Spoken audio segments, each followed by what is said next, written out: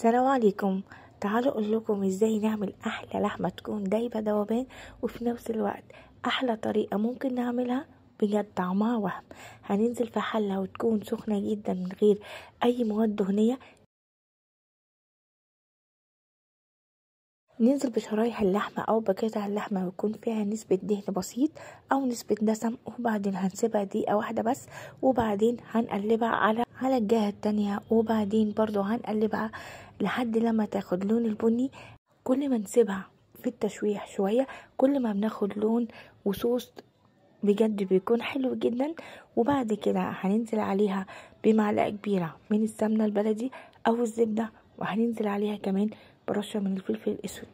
واحنا بنشوحها عايزينها على نار هادية، علشان لو وطينا النار هتنزل العصارة بتاعت اللحمة.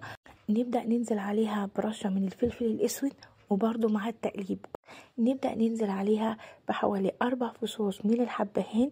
وبعدين انا يعني مش بفتحه قوي، انا بفتح جزء بس بسيط علشان انا عايزة نكهة الحبهان، مش عايزة الحبوب اللي جوه تنزل في اللحمة.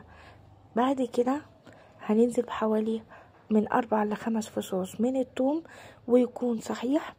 وبعدين هننزل بحوالي 3 بصلات كبار متقطعين جوليان، وكل ده مع التقليب المستمر. نبدأ نقلب فيها كويس جدا علشان المادة الدهنية تبدأ تتفاعل مع اللحمة. هننزل بالبصل وبعد كده نقطعه قطع تخينة شوية علشان تتحمل سوي اللحمة. بعد كده هننزل عليها بفلفل حامي وفلفل أخضر. بعد كده هننزل بربع كوباية من الصويا صوص، وبعدين هننزل كمان بكوباية من المية، وكل ما تحتاج هننزل بكوباية مية، وهننزل عليها بالملح. وبعد كده خلاص دخلت في السوي، هنجيب 3 معالق من الزبادي، عليهم معلقة نشا، عليهم كمان حوالي 2 ل3 من الصوص بتاع اللحمة. هنقلبهم كويس، واهم حاجة لازم نقلبهم علشان ما يحصلش تكتلات، وبعد كده نقدمها بالهنا والشفا.